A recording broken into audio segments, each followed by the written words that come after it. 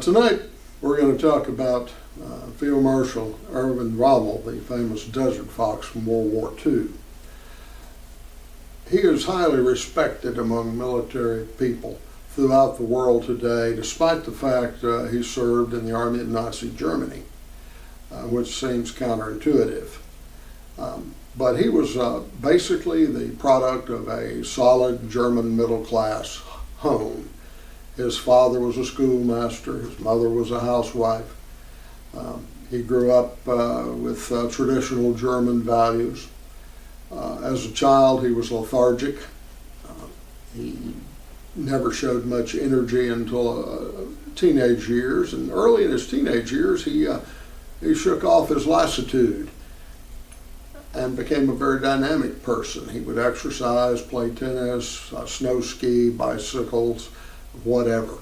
And he and a friend of his even invented a glider in 1906, and it actually flew. It only flew a little distance, but you got to remember, this was only 3 years after the Wright brothers made their historic flight. Pretty good for a teenager. As it neared time for him to graduate from the German equivalent of high school, it came time for him to pick a career. And his father offered him basically two options. He could become a soldier or a teacher. Rommel decided to become a soldier. It was not the kind of career that his father wanted him to have, but arguing with Erwin Rommel then and later, is usually not a very profitable occupation. So his dad agreed to go along with him, and he even paid for a minor hernia operation that young Rommel had to have. They sent him to the 124th Infantry Regiment in Weingarten, Germany, where he was away from home for the first time, and he made his first serious mistake. He met a young lady named Walburga Stemmer, who was a fruit seller. She sold fruit. And he was away from home for the first time, lonely. She offered him companionship. They had an affair. And she suddenly was pregnant. Well, this was a big shock to Rommel, first big one he had had. And he decided to do the honorable thing and marry her. His father talked him out of it. In those days, you've got to remember, Imperial Germany was very class conscious. And she definitely was not officer wife material. You even had to get your commanding officer's permission to marry, which wasn't about to happen. And anyway, it was 1913, and Professor Rommel told his son, if you resign your commission now, everybody will think you are a coward, because World War I would start the following year, but everybody could see it was on the horizon. And being thought of as a coward was something Rommel was not going to have. So he broke off his relationship with Walburga. Now, the daughter, Gertrude, was born that same year, and Rommel took care of her whole life financially. He later wrote a book based on his World War I experiences and his lectures called Infantry in the Attack, and it became a bestseller in Nazi Germany. And he made sure that his daughter was well supported. They covered it up, though. They pretended she was a cousin. She was always welcome at the Rommel home, even after Erwin's death. But it was the 21st century before she died, and the letters that she had exchanged with her father were uncovered, and then we found out that she was, in fact, the Field Marshal's illegitimate child. Anyway, Rommel obtained his commission, went to the front in World War I, and amassed an incredible record for a lieutenant. At one time, they gave him command of a battle group of his own company and 4 others, so that's 5 companies. That's normally a battalion, which is usually commanded by a lieutenant colonel. He was the first lieutenant. He used it. He had about 800 men, maybe less. And at Mount Meljar, he captured 9,000 Italian soldiers and 81 guns. He was outnumbered over 10 to 1, yet he wiped the enemy out, basically. He repeated this performance a few days later at Langmar, where he captured 10,000 Italian soldiers. As a reward, Imperial Germany granted him the Pour le Mérite, which was the equivalent of the Congressional Medal of Honor when awarded to someone of such low rank. This also assured him a post in the army of the Weimar Republic. Imperial Germany collapsed in 1918. According to the terms of the Treaty of Versailles, Germany had to reduce to an army of 100,000 men from well over 1 million. And they had their pick of the best physical and mental specimens in Germany in their officer corps, because they could only have 4,000 officers. Rommel was one of those they selected. He was completely different in garrison and combat. In combat, he's been referred to by some people who were there with him as the perfect fighting animal. At home, he was not. He married Lucy Rommel during the war, stayed with her continually thereafter. He never cheated. He learned his lesson, and he was a perfect family man, and also an excellent fix-it man. He was extremely handy. Of course, in those days, not most Germans couldn't afford a car, neither could Rommel, so he bought a motorcycle, and he would carry his wife all over the country and all over Europe, and she'd have to hang on to the back of the motorcycle. He was an excellent athlete in anything. She commented derogatorily on her own ability to swim. She swam like a lead duck, she said. But the only problem they had in their family life was the fact that Erwin periodically tried to play the violin, and apparently had no success whatsoever in that area. But he excelled at everything else. He had a couple of foibles. Once in a while he'd bring in something like a motorcycle and disassemble it in the living room just so he'd see what made it run. But they had a very happy and stable family life. They had one child. His name was Manfred, and he was born in the late 1920s, Christmas Eve. And it was just what some Americans might consider a dull family life. But Rommel was happy with it, and they had a great domestic situation all the rest of his career. His career really got a boost when he wrote the book Infantry in the Attack. Adolf Hitler read it, wanted to meet the author. It became a bestseller throughout Germany, and made so much money that Rommel said he was embarrassed that he had so much wealth. I never had that problem with my books, but he did, and he made sure that, like I say, his daughter was supported well. But it really boosted his career because 3 temporary duty assignments as commander of Hitler's bodyguard put him in a position to see the inner workings of the Wehrmacht war machine, and he saw that the future lay in the Panzer branch. Now, he was an infantry officer. He commanded a mountain battalion, and apparently had not been inside a tank until 1939. Yet, when Germany conquered Poland in 1939, they went back to Berlin, and he walked into Hitler's office and said, "My Führer, I would like a command." And Hitler, who took a personal interest in him at this time, said, "What do you want?" And Rommel said, "To command a Panzer division." And Rommel said this was an extremely immodest request on my part, because there were literally hundreds of officers better qualified than I for such a command. But Hitler gave him command of the 7th Panzer Division. Now, this is not a Panzer Division that you see in the movies. It wasn't even equipped with German tanks. Most of the tanks were Czech T-38s. They were very small and lightweight. But Rommel nevertheless turned it into a formidable division. In the French campaign, he probably commanded no more than 10,000 men at any time, but he took 97,000 prisoners. He destroyed the French 1st Armored Division and the French 4th Algerian Division, among others, and really solidified his reputation as a tank commander. Meanwhile, in North Africa, the Italian Empire there collapsed.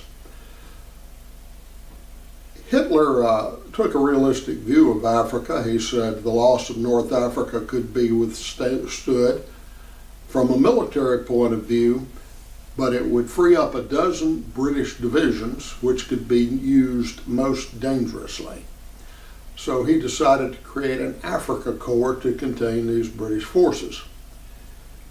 It had 2 divisions in it. He gave command of it to Erwin Rommel. Rommel turned it into a lot more than that. His job was simply to tie up the British. The German General-in-Chief told him that if he was successful and when all his forces had arrived, he might be allowed to try to take Benghazi. And Rommel didn't wait till the whole 1st Division had arrived. He attacked, took Benghazi, and overran all of Egypt, all of Libya, except for Tobruk. He laid siege to Tobruk, smashed the Western Desert Force, smashed the British 13th Corps, and started a tradition of military excellence that is legendary. He would be outnumbered 3-1 and still win. And the German tanks in North Africa were not what we saw later in Normandy. They have the reputation for having the greatest tanks in the world, and they did in 1944, but not in 1942 in North Africa. They were 23 tons. They Panzer Mark IIIs and IVs, and they were certainly inferior to the British General Lee tank, which was called the Fighting Skyscraper by the Germans. But Rommel captured Tobruk, captured 31,000 British soldiers in Gazala and Tobruk, and Hitler was so delighted by his performance that he promoted him to Field Marshal. Now, Rommel's attitude toward the Nazis changed over time. If Adolf Hitler died in 1937, we'd look at him entirely differently today, because most Germans supported him and most Germans agreed with what he did. He did end the Depression in Germany. He did put the German people back to work. He stabilized the economy. He stabilized the monetary system. And he had some massive public building projects, public works projects that all the Germans liked. The Berlin subway system, for example, or the Autobahn highways. He also recaptured some of the things that Germany had lost in the Treaty of Versailles, which the Germans called a treaty of violence. He regained the Saar. He regained areas given to the Belgians. He took back the Sudetenland, which was German. He crossed the line, though, in 1939 when he invaded Poland. And initially the war went well, but Hitler left Rommel pretty much alone in North Africa. You got to remember, North Africa was strictly a sideshow. Rommel had 2 divisions. Later he added 2 light divisions, so he had 4 German divisions. And there were over 150 German divisions on the Eastern Front. That's where the German War was. Later there were 58 divisions on the Western Front. So North Africa was strictly a sideshow. Rommel first split with Hitler in November 1942 when Hitler began to micromanage his forces in North Africa. Rommel had been defeated in the Battle of El Alamein. He was planning a timely retreat so he could escape with most of his army. Hitler issued a stand-at-all-cost order and froze him for a critical 48 hours, and most of Panzer Army Africa was then destroyed. Rommel nevertheless disobeyed the order, but it took him a while to do it. And he retreated, and the Allies pursued. And Rommel saw that they were not going to win the war in North Africa. So he wanted to withdraw the German forces from Africa put them in Sicily and Italy because he figured the Allies would invade there next. Hitler wouldn't allow it. He sent in an entire new Panzer army. It seemed that Hitler could not reinforce success, but he could reinforce disaster. Germany lost at least 130,000 men when Tunisia collapsed. In 1943, Rommel found out what was going on in the East. In North Africa, there were no Jews, there were no Slavs, there were no Gypsies.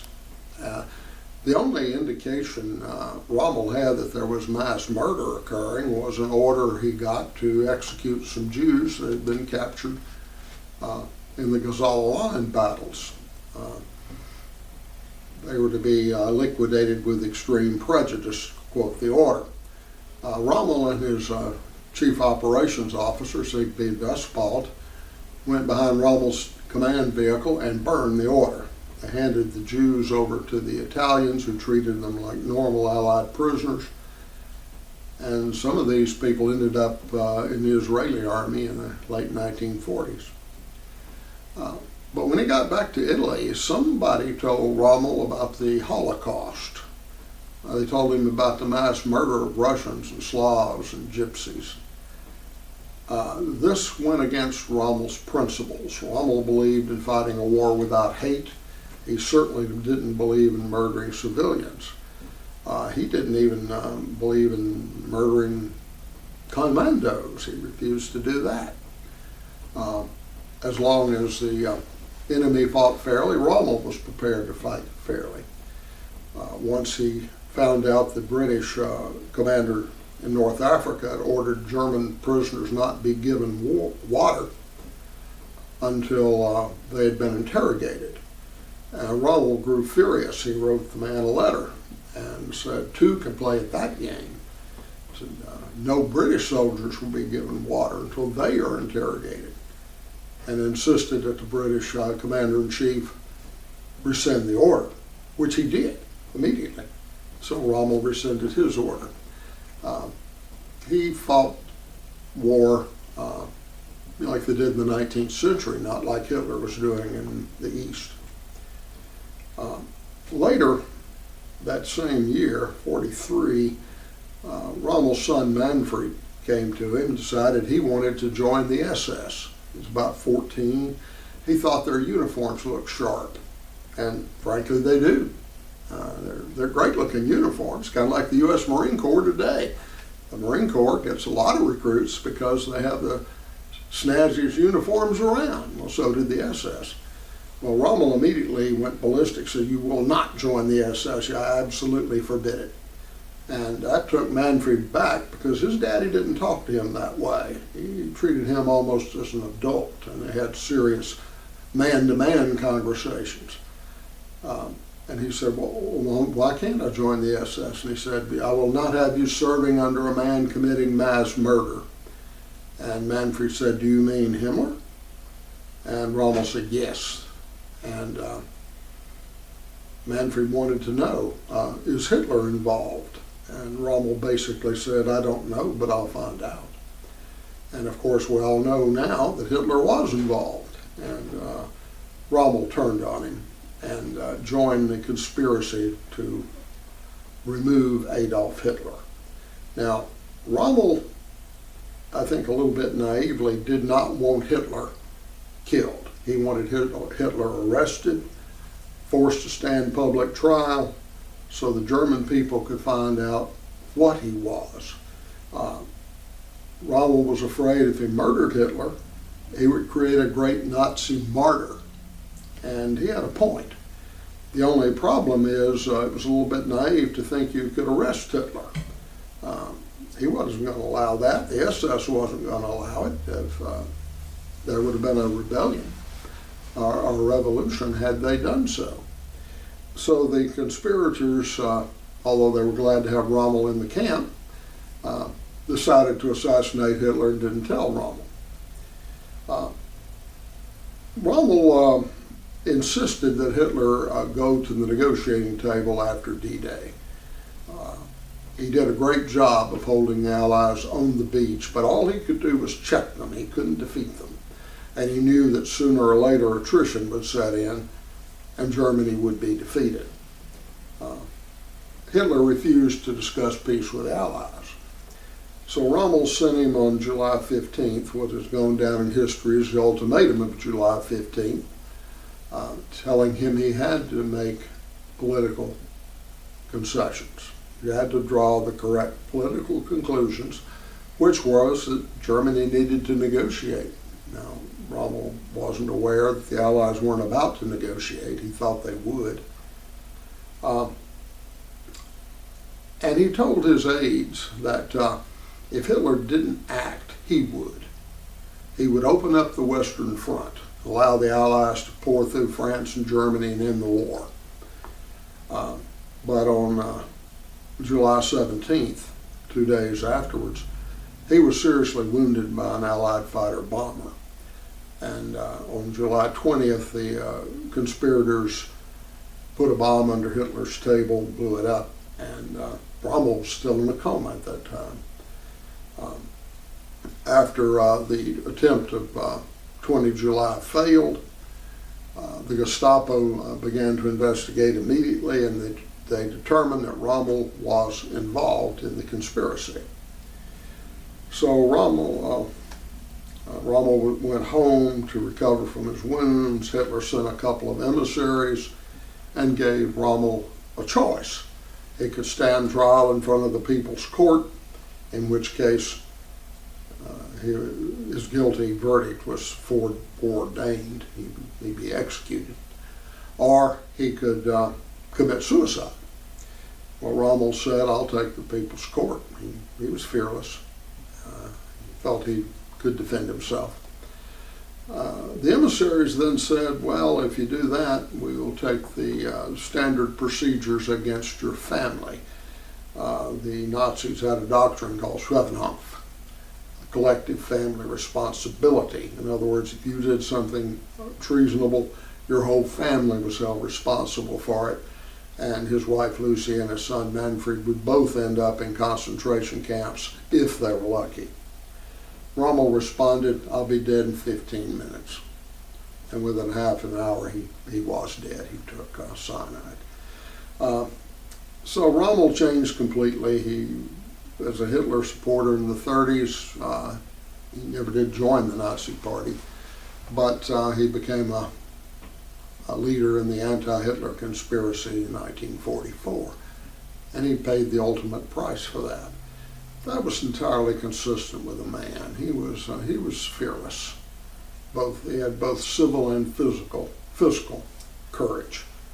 I remember once there was a incident in North Africa. A German was talking about it. He said he was there, and they were lying on the ground they were ready to cut off their buttons so they could get lower to the ground because they were pinned down by the British. And Rommel walked up and said, "What is the matter with you people? Get up. Just because it gets a little hot over here doesn't mean you have to belly flop every time." And they went up and continued the attack. He said as soon as Rommel left, there were more casualties. And they determined that group that no bullet was made that could hurt the old man. Of course, there was. He was seriously wounded 5 times in his career. But it never stopped him from going to the front. And that was one of the secrets of his success. He said no admiral ever won a battle from a shore base. It was very quick. Every day, if he could, he would go visit some portion of the front, some frontline unit. And he would joke with the men, and they loved him. The officers he worked with was less so. He was a harsh taskmaster, but they all respected and admired him. But they didn't take any liberties with him either. He ate the same food as the troops. He would not allow himself to receive special chow. He said that I must know what they eat, otherwise how will I know how much they can stand? We were very fortunate that Hitler didn't let people like Rommel run the war, we might be speaking German today. Thank you very much.